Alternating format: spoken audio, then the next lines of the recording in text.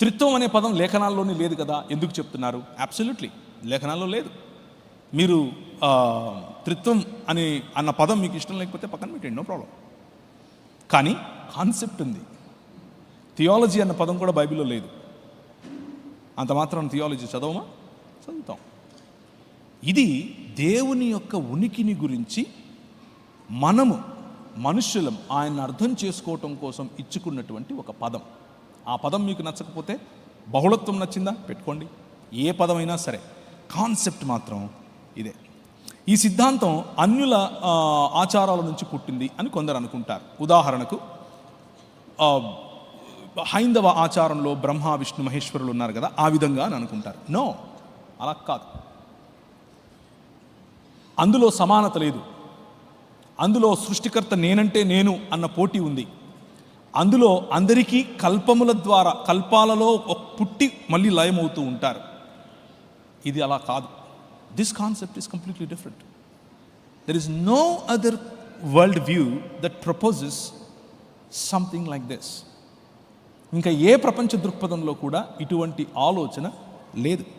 So ఎక్కడి నుంచి తీసుకొచ్చింది కాదు, బైబిల్ గ్రంథం చెప్పేది మాత్రమే. సంఘపితరులు ఈ సిద్ధాంతాన్ని నమ్మలేదు అని కొందరు అనుకుంటారు. No, absolutely wrong. ఎందుకు అనంటే మీ స్క్రీన్స్ మీద కనిపిస్తున్నటువంటి పేర్లు చూడండి.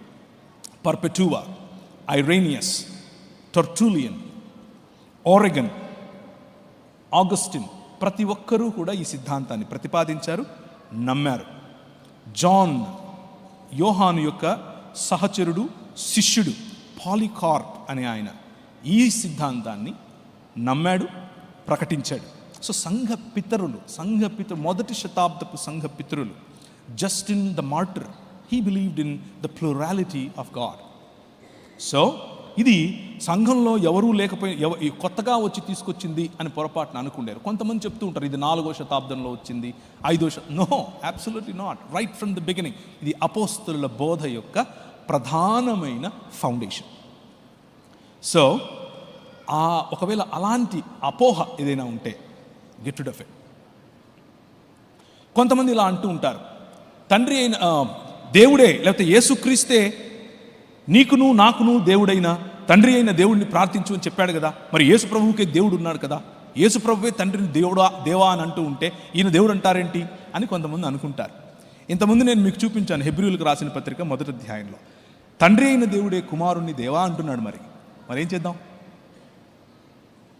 ఒక మనిషి ఇంకొక మనిషిని మనిషి అని పిలిస్తే ఈ పిలిచిన మనిషి కాకుండా పోతాడా? నో. అలాగే ఒక వ్యక్తి, దేవునిలో ఉన్న ఒక వ్యక్తి ఇంకొక వ్యక్తిని దేవా అని పిలిస్తే పిలిచిన వ్యక్తి దేవుడు కాకుండా పోతాడా? No. That doesn't stand for logic, right? కీర్తనలు 110వ అధ్యాయం 1 నుంచి 5 వరకు చదివితే తండ్రి కుమారుణ్ణి దేవా అని పిలవటం మనం చూస్తాం. అదే హెబ్రీయులకు రాసిన పత్రికలో నుంచి నేను మీకు చూపించినటువంటి అంశం. ఇతర లేఖన సిద్ధాంతాలు, త్రిత్వం నమ్మకపోతే వచ్చే సమస్య, ఇతర లేఖన సిద్ధాంతాలపైన అన్నింటిపైన త్రిత్వం యొక్క ప్రభావం ఉంటుంది. ఉదాహరణకు ప్రత్యక్షత, పురాతన కాలము నుండి శాశ్వత కాలము ప్రత్యక్షమవుతూ వస్తున్నటువంటి యెహోవా దూతగా చెప్పబడినటువంటి, లేకపోతే ఆయన మాట్లాడగలిగే దేవుడని, నేను ఆ ఆది అన్నది పుట్టక ముందు నుంచి మాట్లాడుతున్నాను అని చెప్పటం, దేవునిలో బహుళత్వం లేకపోతే అది అసాధ్యం. ఎందుకు అనంటే ఏ సృష్టి లేనప్పుడు ఎవరితో మాట్లాడతాడు? మాటలు సృష్టించిన తరువాత నేర్చుకోవాల్సి వస్తుంది. That's a logical contradiction for people who are monads. లేకపోతే ఏకేశ్వరవాదం పేరిట ఒకే వ్యక్తి ఉన్నాడు అని చెప్పేటటువంటి మతాలకు ఉన్నటువంటి సమస్య అది. But the king that you follow, he exists as a plural persons. That's the reason. అందుకనే ప్రవచనము లేకపోతే ప్రత్యక్షతకు ఈ సమస్య లేదు. తాత్వికంగా ఆలోచిస్తే త్రియేక దేవుడు మాత్రమే లేఖనాలను సృష్టికి తెలియజేయగలుగుతాడు. ఎందుకు అనంటే ఆయనకు నేర్చుకోవాల్సిన అవసరత లేదు కాబట్టి, సృష్టించిన తరువాత మాట్లాడే ప్రయత్నం చేయాల్సిన అవసరం లేదు కాబట్టి. He is or he exist as God in 3 persons. సృష్టి అసాధ్యం, ఒకడికి, ప్రేమ అసాధ్యం ఒకడైతే, తీర్పు అసాధ్యం ఒకడైతే, గౌరవం అసాధ్యం ఒకడైతే, మనుజావతారం అసాధ్యం ఒకడైతే. గమనించండి, యేసుక్రీస్తు మనిషిగా రావటం, ఒకవేళ త్రిత్వం అనేది లేకపోతే అసాధ్యం. పాప పరిహారం, రక్షణ, మరణం, పునరుత్థానం అసాధ్యం. మనము నమ్మే మిగిలిన డాక్ట్రిన్స్ పైన ఇంత ప్రభావం చూపుతుంది త్రిత్వం అనే ఈ సిద్ధాంతం. సో దేర్ఫోర్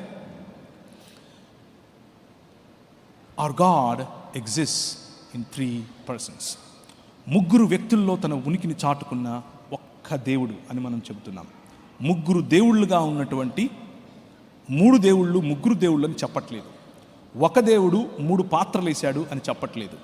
ఒక దేవుడే ముగ్గురు వ్యక్తులుగా మోసం చేశాడు అని కూడా చెప్పట్లేదు. There is no comparison. మనం చెబుతున్నది చాలా క్లియర్గా, ముగ్గురు వ్యక్తులుగా ఉనికిలో ఉన్న ఒక్క దేవుడు. Keep that in your mind and that will help you a lot. Finally let me conclude it with a couple of comments.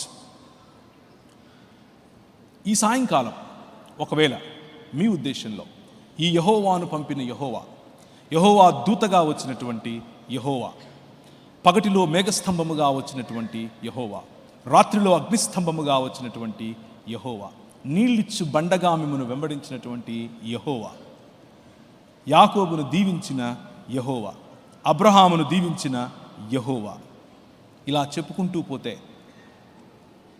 ఆది అన్నది, అది పుట్టక ముందు నుంచి నేను ఉన్నాను, నేను మాట్లాడుతున్నాను, నేను మౌనంగా ఉన్నవాడిని కాదు అని చెప్పుకున్న యెహోవా, శరీరధారి అయి మన మధ్య రాజుగా ఒక పశువుల పాకలో తను తాను తగ్గించుకుని సాధారణమైనటువంటి మనిషిగా దాసుని స్వరూపమును ధరించుకుని తను చేసిన సృష్టి పట్ల ప్రేమ, అందులోనూ ఆయన పోలిక, ఆయన స్వరూపంలో ఉన్న నువ్వు అంటే ప్రేమ, ఆ ప్రేమను ఆయన స్వయంగా నీ పోలికలోనికి వచ్చి చూపించాలి అని అనుకున్నాడు.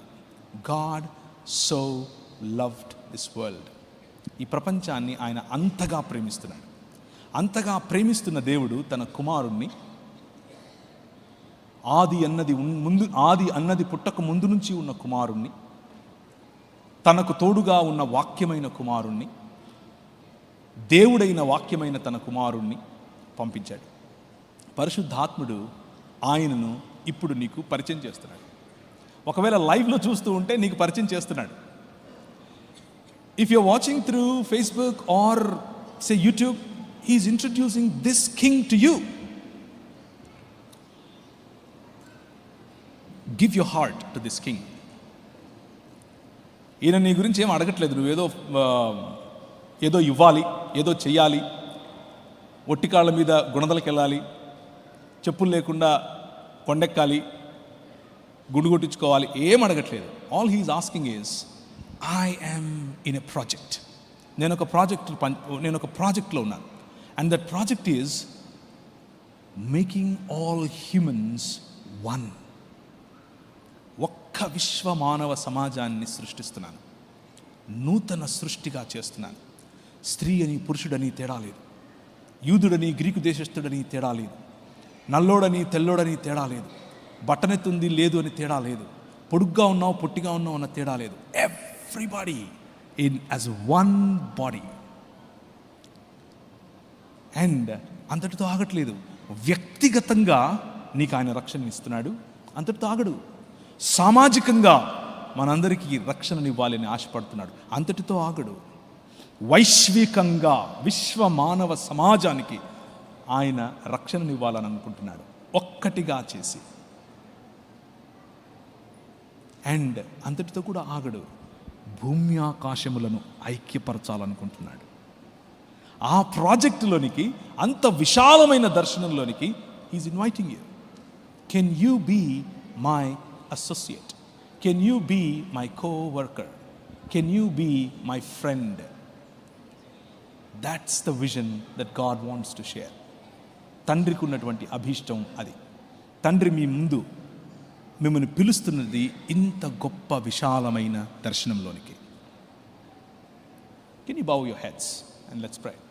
మీరు తలలు ఉంచుకుంటే మనం ప్రార్థించుకుందాం. And I want you to focus on this king. ఈ రాజు నీ రాజు. ఈ రాజు నీకు తలనొస్తే జెండు బాంబు పెట్టేంత చిన్నోడేం కాదు. ఈ రాజు నీకు కాళ్ళు నొస్తున్నాయి అని అంటే నీ దగ్గరికి వచ్చేసి ఏదో దాన్ని నూనె పూసేవాడు కాదు. ఆయన ఏంటంటే తన పై వస్త్రం విప్పి ఒక బేసిన్ తీసుకుని నీళ్లు పోసి నీ దగ్గరికి వచ్చి నీ కాళ్ళు కడగనా అని అంటాడు.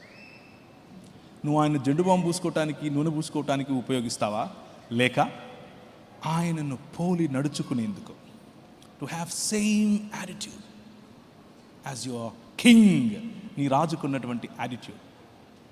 ఆయన వస్తాడు. Just focus on him.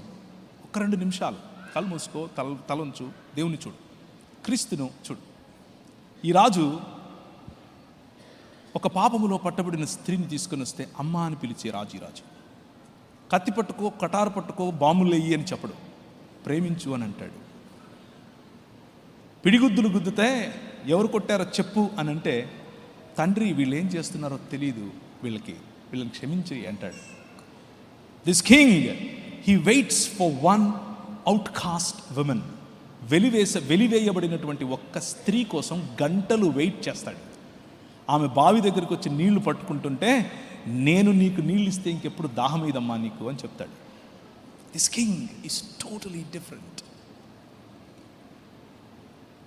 ఆయన ఎప్పుడు ఏ యూనివర్సిటీకి వెళ్ళలేదు, కానీ యూనివర్సిటీస్ అన్నీ ఈ రాజు గురించే మాట్లాడతాయి. ఆయన ఎప్పుడు రాజకీయ నాయకుడు కాలేదు, కానీ రాజ్య నిర్మాణం చేస్తున్నాడు. నిజమైన మనిషి, నిన్ను నిజమైన మనిషిగా చేయటానికి వచ్చిన నిజమైన మనిషి, a true human being in fullness of godness in him. ఆయన శరీరమందు సంపూర్ణమైన దేవత్వం. If you can see this vision, if you can see what he is doing, ఆయన చేసేటటువంటి పనిని ఒక్కసారి నువ్వు గమనించగలిగితే, తూతూ మంత్రాలు చేసే మతం నుంచి, మభ్యపెట్టే మతం నుంచి, one true humanness, one true humanity, one true God, and one true world in which దేవుడే వచ్చి మీ మధ్య సహవాసం చేయటం, నివాసం చేయటం. And that's a possibility, and that is on the way. అందులో నువ్వు ఉండాలనుకుంటున్నావా? Do you want to be part of this king's community? కృపగల తండ్రి, మాతో మాట్లాడి మాకు కావలసినటువంటి నీ గురించిన అవగాహన మాకు దయచేయి. నువ్వు చేస్తున్నటువంటి ఈ విశ్వ మానవ ఉద్యమంలో మేము భాగస్థులమయ్యేందుకు మాకు సహాయం చేయి. మేము చెప్పాలనుకున్నటువంటిది, మేము చేయాలనుకుంటున్నటువంటిది ప్రజలకు మతం అనిపించిన, నిజానికి నీ మార్గం గొప్ప మానవత కోసం, గొప్ప మనుష్యత్వం కోసం, భూమి ఆకాశములను ఐక్యపరచడం కోసం. ఆ రాజు నా రాజుని ఎరిగి నీ బిడలముగా మేము బ్రతకటానికి సహాయం చేయమని యేసు నామమున ప్రార్థిస్తున్నాను తండ్రి. ఆమేన్. Thank you very much. గట్టిగా చప్పలు కొడుతూ దేవుని నామమున